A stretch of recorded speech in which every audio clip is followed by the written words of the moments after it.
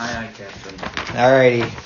Just make sure your stuff's like over here. We're touching my spot. Okay. Last time on Dungeon of the Mad Mage, finishing your rest, you awoke to see that Hazel was whisked away by Halaster, figuring that she had taken care of the sleepy dwarf. You talked to her, and she gave you guys a bit more information about the map and the lowdown on the lost level you guys were on. After she finished her twisted a nipple, she woke up from that. What? Yeah, you twisted the nipple of that sleeping dwarf you guys saw. Oh. Yeah. She was upset that her bag of holding was gone and that the ice had taken all of her stuff she had. Callie did a few sittings to check on a few things. She learned a little bit of stuff. Not having Hazel and wanting to get into the heart of the mountain, you progressed towards the tomb area that you guys were looking for, making your way past several false tombs. You went past, I think, 3 false tombs, if I recall. Yeah, we kept finding fake ones. They were Luckily, Roach spotted all the fakeries. Yep. Immediately. Problem solved. Eventually, you guys made it past the guardians of the tomb, and you guys went to the resting place of King Malaire, chatting briefly with Fox. It became clear that he wasn't going to help you guys with anything, that he was kind of a little sad, I guess is the best way to put it. Fighting him and some demons, he was dealt with very swiftly by you guys all. You guys claimed his hand, and entering into the heart of the mountain chamber, you guys attuned to the room. Roach reached out to talk to Dweeblex, chatted for... Tuned to the room. Yeah, yeah, you're tuned to the room. You're not attuned to the room yet, but we'll see what you do. Tuned to the room. Tuned to the room. You chatted to Dweeblex for a little bit, and then you talked to Wolf for a very brief period of time. Then you guys finally made your actual plight, and you spoke to Jasira, and she gave you guys probably the biggest lore dump of all time. I can go over it all, but I'm not going to. Do it in detail. Nestor is a bone claw who works in Dreamercore. Blah blah blah. Do it in bullet points. Sure. Don't get the ideas. The Scrivener's Mark was given to someone in Dreamercore named Ashmouth. The living spells come from the area where the lost city is at. And souls of people. Yep. Afgarion was involved with this a long time ago, and now he works with Halaster as Jericho 6. And the Knot in the Weave is what's pulling people down into the mountains slowly but surely. Hilather was originally nice, and then he tuned to the Knot in the Weave, and then stuff went south from there. You found some more information about, blah, blah, blah. I'm not going to read all of it to you guys. Oh, and some of the guys that were at the city might be able to help you guys learn more, and there's some more bigger information, but I'm going to let you guys tell Chrissy that. But as we fade into the camera, the lights of the room dim down, and Hazel sitting on a very comfy plush seat. There's a little fern in the center of the area to you, and to your immediate left, there's a man wearing amazing sunglasses. I've met this gentleman before, yes. Yes, you met this man before. He's a rather polite, very jovial guy. And there's an audience. There's an audience full of demons, devils, fiends, and other ne'er-do-wells. And Jericho 6 has a very nice, button-up suit, very nice suspenders that kind of go up and down, a big purple suit, big high vibe thing. You're wearing whatever you were wearing last time, although you look like you've been cleaning a little bit. Congratulations. And he sits up at you, puts his hands in his chair, and he says, "So, Hazel, tell us all about how your date with Jar Laxel Bainray went. The world is dying to know how it went." I gotta fit the part here. So I'm gonna cast Disguise Self, and I want a fiery ball gown dress on to kind of match the aesthetic and the There we piece go. of There we piece. go. You hear lots of applause from the audience.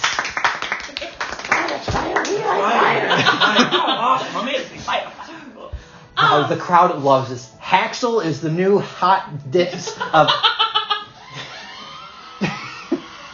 of all of the multiverse right now. Planescape, love you. Tell us how you feel. It was lovely, and I think that if it happens again and we happen to maybe have a wedding or something, it'll be the event of the season. Will there be some invites sent out maybe soon? It would depend if Haxel continues on strong. I think it's looking pretty good for you guys. Not much competition. There's only one other girl in your group, and I don't think she likes them too much. Well, that's That's who knows. Maybe some other stuff's going on there. My God, I love Triangle this season. I can't wait. Yeah, you hear a bunch of audible. Well, everyone stay tuned and keep watching to find out. We'll goddamn, this is the best show on Scratch here. What do you think? I think so. I agree. Hell yeah. You hear audible Oh, gasp. baby. All right. He turns to you and says, so, tell us, are you guys planning on maybe pursuing something in the future? Maybe date 2? If we can get everyone's approval and Day get two, Jarlaxle day back two, his stuff, day then two, yeah. Day 2. Day 2. What do you say, folks? And then, Day 2. Day 2. Day 2. you know what they say. Who wants to help get Jarlaxle back his stuff? No one says anything. It gets dead quiet. Who wants to She talking about see? I haven't heard a thing about that. I'm not helping her. We just came to we want tickets to this thing. I'm not doing work for her. Who wants to see another kiss scene? Woo! Kids? Yeah.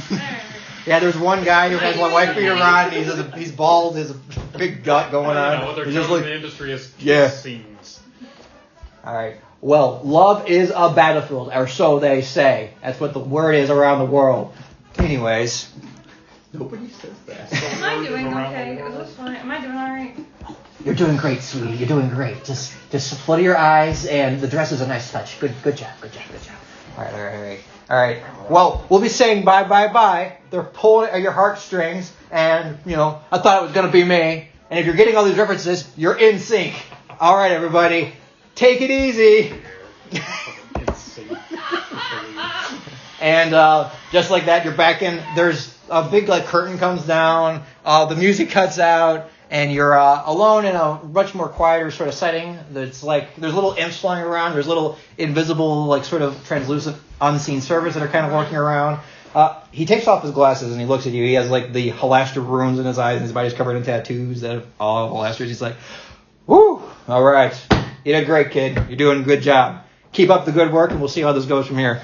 I'm just hoping that it helps win favor and that's good. Yeah. Hey, keep up this whole multi-marketing plan we have is we're going to start multi-merchandising your actual brand. So depending on if you stay with them or go away from them, you let us know so we can start, preparing for the dramatic moment of the heartbreak happening. So we'll make it a big thing, okay? Have you interviewed Jarlaxle as well? Nah, not yet. He's gonna be maybe in a 10-day from now. We're hoping that depending on how the situation goes, he's still alive. But we'll see.